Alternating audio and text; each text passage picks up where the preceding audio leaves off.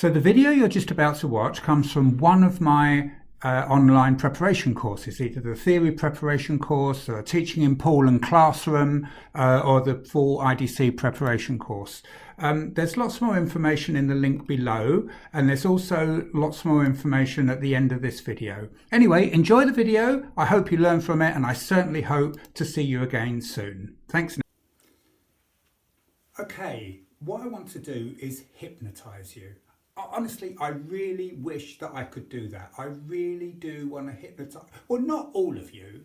If you fully understand this subject and you're just here to find an easier way of explaining it to other people, then it's not you I want to hypnotize.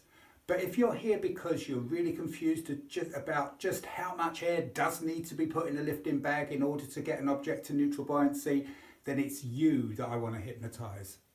I want to hypnotize you in order for you to forget everything that you know about this subject. And I mean everything. It's not your fault that you don't understand this. I promise you, it's not you. You're the victim here.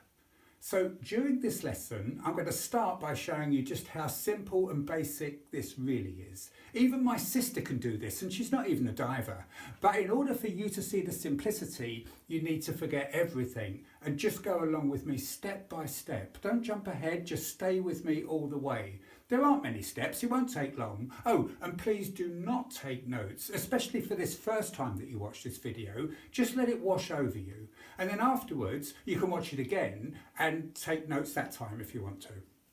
So once we've seen how easy this is, I'm then going to go on to try and explain to you why so many people struggle with it.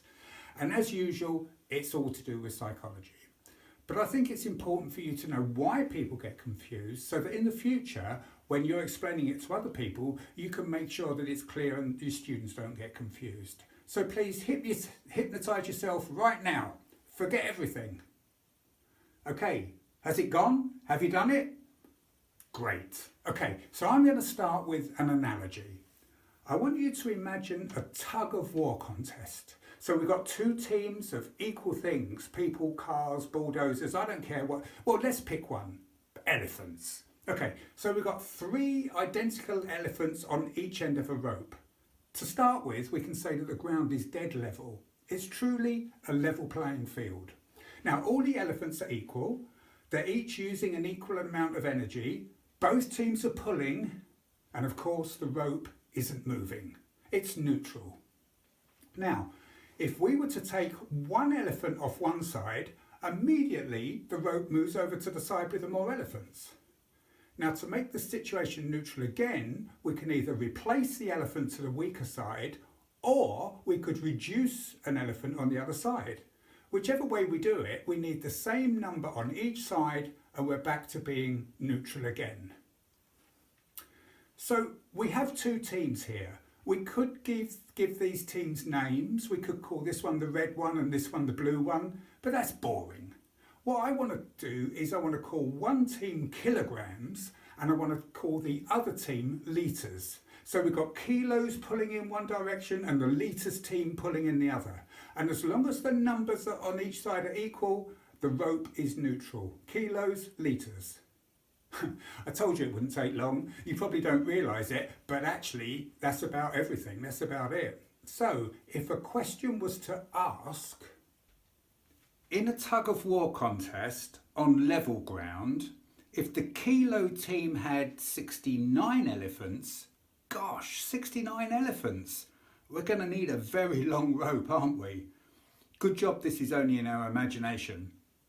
Anyhow, so we've got 69 kilo elephants and the litres team have only got 47 elephants. So how many more elephants would need to be added to the litres team to bring it to neutral? Well, the answer, of course, is 69 minus 47 equals 22 litres elephants. The numbers in PADI questions are the same. To get to neutral, they need to balance. We simply need to minus litres away from kilos, and that's it. It's really that simple. Now stay with me, there's not much more. We just need to know what the referee would have to do in a competition if the ground wasn't level. Imagine that there's a slight slope. Let's imagine that the litres team had a bit of an advantage because they were pulling the kilo team slightly downhill. It would mean that the kilo team wouldn't seem quite as heavy. They'll feel a little bit lighter and easier to move. But how much lighter? We need to know how much lighter they would seem to be.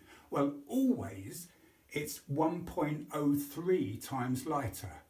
What, always, you might ask? Always 1.03? Yup, it's in the elephant tug of war rulebook. It's written down. Either the ground is level or the kilo team will seem to be 1.03 times lighter. It's written down. Oh, and it's always the kilo team that will be lighter. That's in the rulebook too. So if there is a slope, the kilo team will always seem to be lighter. It's always that way around. So the referees at the beginning of a tournament, they need to make sure that it's fair. So the first thing they need to do is know how many elephants there are in the kilo team. And then once they know that, they can then divide that number by 1.03 to find out how many elephants are allowed to be in the litres team. We know that there will be fewer, but how many? Well, if there's 69 elephants in the kilos team, the referee would divide 69 by 1.03.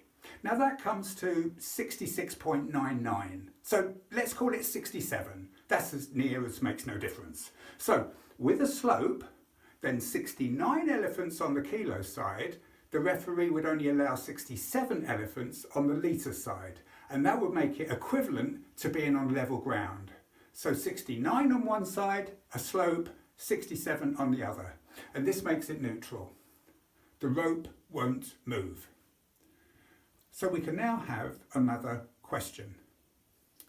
In a tug of war contest on a slope, if the kilo team had 69 elephants and the litres team only had 47 elephants, how many more elephants would need to be added to the litres team to bring it to neutral? And the answer would be 69 divided by 1.03, well that's 67, to make it that would make it the same as it on level ground. Then minus 47, 67 minus 47 equals 20. So why is this made out to be so difficult?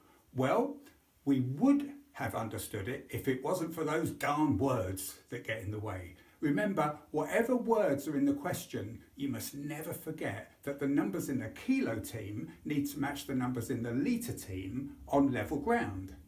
And if it's on a slope, you just divide the kilo team numbers by 1.03 and then carry on as if it's on level ground. So why is this so difficult for some people? Well, when someone comes across a new subject, they're sometimes bombarded with words that confuse and complicate, words that don't really make sense. And once that's happened, it can then leave a scar, which means that every time that person comes across that subject, they're reminded of the confusion. And we'll have a look at some of examples of this very subject, and then you can really see what I'm talking about.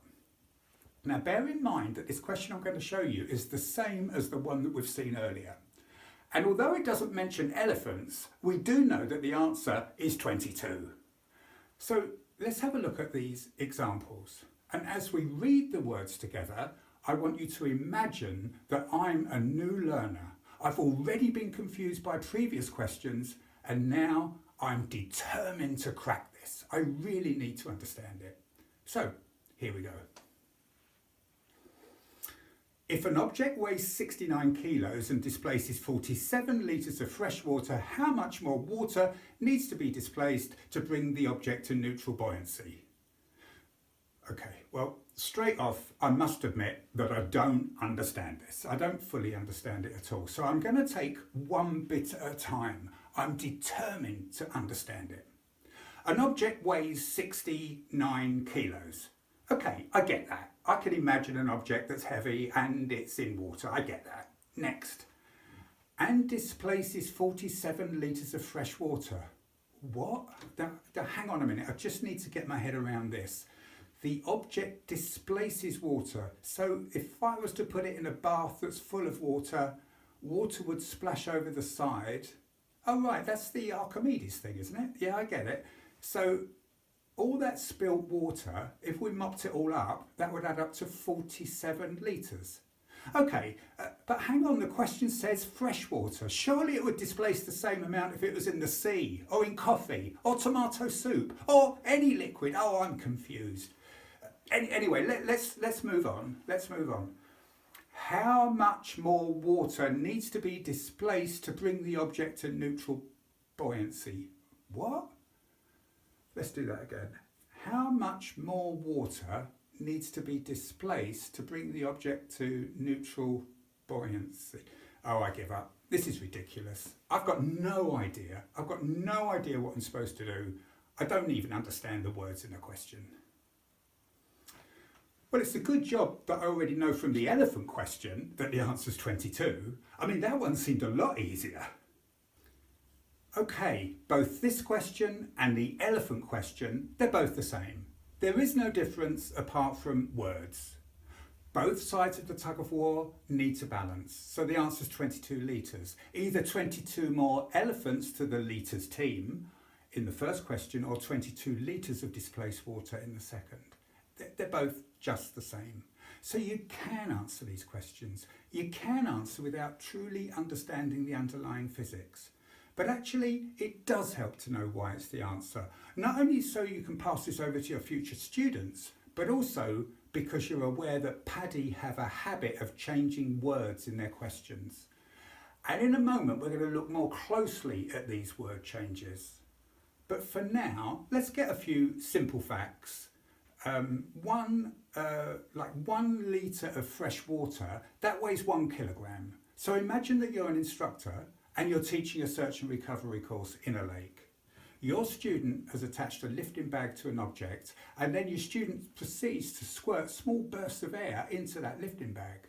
Now each litre of air will displace 1 litre of water. Each displaced litre of water weighs 1 kilogram. Your student will continue to put small bursts of air into the bag until the object starts to move. And at that point, when it starts to dance around the bottom, it's neutrally buoyant. And that's precisely the point where the tug of war numbers are equal. So comparing with our original example, if your student is recovering a 69 kilogram weight, well, 69 kilograms might be a bit heavy for search and recovery. I think the maximum is 45 kilograms, isn't it? I think it is. But I want to stick with our original examples. So we can imagine that the object your student is recovering weighs 69 kilos. Now, when the total number of displaced litres is also 69, the object will be neutral. Now, we knew that the object naturally displaced 47 litres, so once your student puts 22 litres of air into the lifting bag, they will get lift-off. And that lift-off means 2 things. One is that it's neutrally buoyant. It also means that we can bring it safely to the surface. And those 2 things lead us to some PADI wording warnings. What I'm going to do now is show you exactly the same question that we've seen before. One more time I'm going to show you that this time it's got some PADI word variation. Remember, this is exactly the same question that we've seen before. It's in fresh water. We know the answer's 22. So let's see how many different ways that PADI can ask a simple question. So here we go.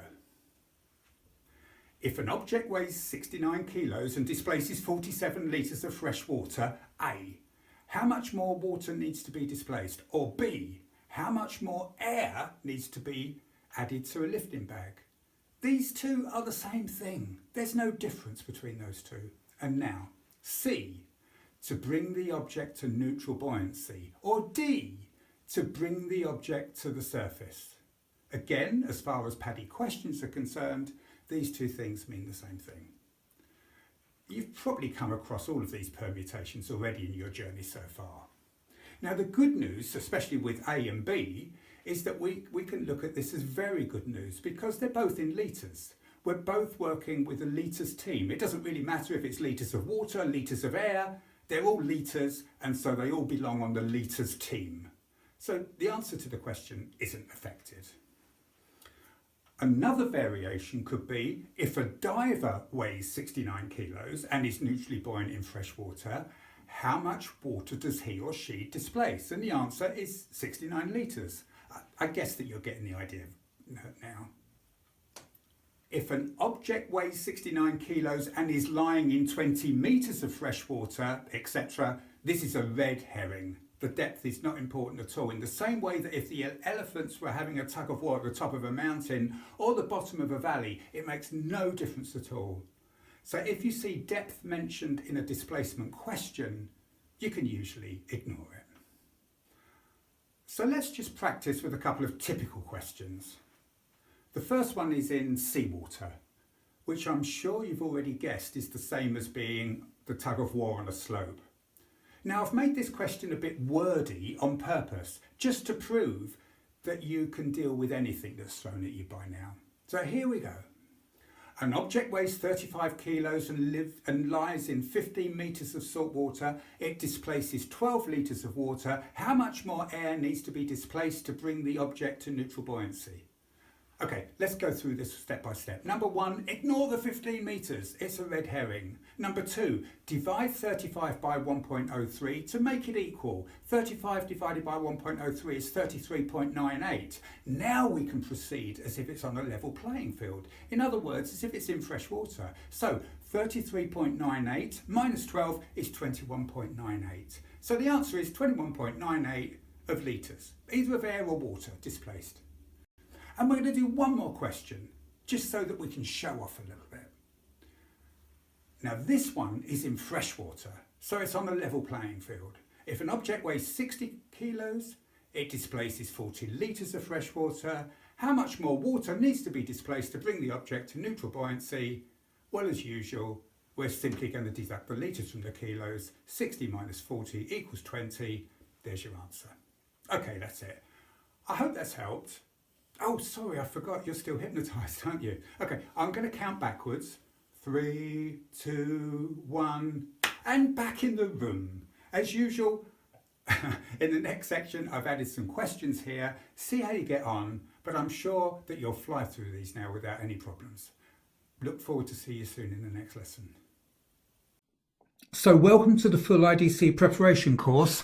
I'm really excited about this program. The reason why I'm so excited is because it's absolutely jam-packed with all of my wonderful secrets that I teach throughout my whole IDC, which is of course why it's called the full IDC preparation course. So we'll have a little look. The screen we're looking at the moment is called your course player. This is going to become really familiar to you in the next few days. But let's have a look here on the left hand side and we'll find out what's involved down here. So down here we've got our theory topics: physics, physiology, equipment, diving skills, RDP, all that stuff. We'll have a little look a little bit deeper into those in a minute, but I want to talk to you a little bit more about what's in this program. So scroll down a bit here, we've got PADI standards and procedures, right up to date. You can see the very latest version based on this year's PADI instructor manual.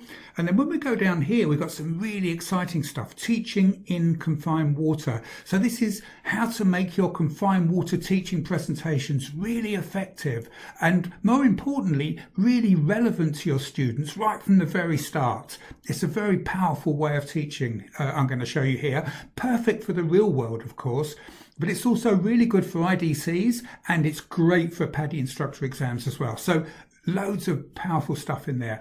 And scrolling down a little bit further, right down to the bottom, teaching in the classroom. Here, I often get asked, I find people on PADI IDCs, they're really not too sure how to structure teaching in the classroom. It's easier than you think, but it needs to be entertaining. It needs to be full of relevant stuff for your students. And in here, I'll explain how all that works. So let's go right back up to the beginning again and look at these theory topics. Let's see what's in here. We'll pick physics for an example. It's always everyone's favourite, isn't it, physics? So we click on physics and we find that physics is broken down into different subjects here. We'll pick on any one of them. Let's pick on, I don't know, effects of pressure. We'll have a look at effects of pressure. And here we see there's a video playing. So it's a lesson. It's going to last for 15 minutes. It shows you here. I'm going to stop the video. So we're in control. We can stop it, start it. We can get rid of this panel on the left-hand side by clicking these 2 arrows up here if we want to. bring it back again. Of course, we've always got full screen, so you can put full screen on, sit back with a cup of coffee and just listen to the whole thing. Gives you, a lot more information. And then what happens, also you've got down here is complete and continue button if you want to, and that will stop the video and take you on to the next lesson.